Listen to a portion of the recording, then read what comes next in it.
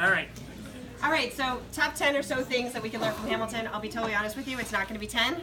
20 slides, I can't get 10 things in, I'm not that succinct, I can't talk that fast. So let's go with the or so things you can learn from Hamilton. If you are not familiar with Hamilton, I'm not really sure where you've been for the last year or two, but for those of you, it is an award-winning Broadway musical about Alexander Hamilton, the first Treasury Secretary. It's a bit of an obsession in my household. I'm married to a historian, we have 2 children and huge theater fans, so we have listened to it hundreds of times. And I've realized there are a lot of lessons in it, and this is the first lesson, waiting. I chose to do this one first because it's really hard for me. I'm really good at that academic wait time that we teach new teachers to do. Ask a question and then wait, count to 5, count to 10, give kids time to think. I can do that. After they answer, I am not so good at wait time. I start leaping to conclusions. When it comes to behavior, I start jumping to conclusions. I'm not very good at waiting, and that's something that I need to work on.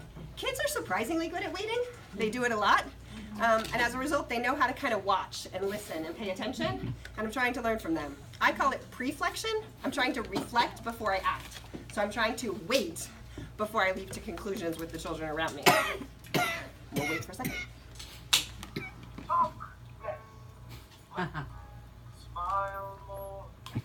So there's my next lesson, talk less. I figure that my basic goal is that I want to talk less than half the time in my classroom. There's 20 of them and 1 of me, so that feels like a pretty low bar I'm setting actually. And in spite of that, I have trouble meeting that bar. So I want to be listening instead. That's how I get to know what the kids need, what they know, who they are. So I need to shut up and listen. Every once in a while, throw out a question and then shut up again. And instead of talking, what I'd like to be doing is smiling more. It's amazing how powerful it is when someone smiles at you. We can't all smile all the time. This week it's been a real challenge. But the more we can smile at each other and smile at our students, the better our classrooms are going to be, the better our schools are going to be, the happier we're all going to be together. All right, I know what you're thinking. Yes, we're overbooked, we're overcommitted, we need to learn to say no. That may be true, but that's not the message I'm ready to throw out to you. You're on your own with learning to say no. I suck at that. What I want you to learn to say no to are all the things we're doing that we know harm children. When we take recess away from kids because of misbehavior, when we rush kids through lunch because somebody else needs that table or the bell schedule is ringing, when we yell at kids because we're out of patience or we're having a bad day, we need to say no to those things. When we give kids standardized tests on 5 to 10% of the days they're in school, and we test prep on other days, when we pull kids out of the arts and PE for remediation, we need to say no. We need to be that line in the sand between what we know is right for our kids and our kids. All right, if you've seen this picture, if you know this picture, then you've seen Hidden Figures. If not, go see it. This is the room in which the calculations were made for getting our first astronauts out into space, and more importantly, bringing them back safely. This was the room to be in. This was the room where it happened. Can you tell love of Leslie Odom Jr. for my choices here? These are the rooms where it happens for educators, and oftentimes teachers are not in these rooms.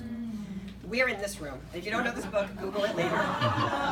But we're in a room with kids where we have little or no control over what's going on, and we have no idea what's happening in those other rooms. And we need to be in the rooms where it's happening, whatever it takes for us to get our voices heard there. And on that same idea, right now we're letting other people tell our story.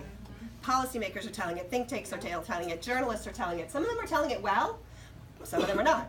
We need to be telling our story, and we need to be helping our kids tell their stories. You can write it. If you don't know how to write your story, there are people here at Educon who can help you with that, I swear. Just tell it. Tell anyone who will listen. Shout it from rooftops. Sing it if you want to sing it, but stop letting people co-opt our story and help our kids figure out how to tell their story. And we can't hear Philippa. There's nothing that your mind can't do. In Hamilton, that's not a great line. That's about how your mind can really twist you up inside. I know that feeling. We've been doing it for the last week. However, I think that there really isn't anything that our minds can't do, and we need to step back and be a lot more positive about it. Let's turn our minds to the ways that we can help our kids, to the ways that we can say no to the things we need to say no to the ways that we can listen to them, and be on their side and support them and advocate for them. And we need to do it for real. Don't take second best. Don't be satisfied with what isn't the best thing for our students. Don't be.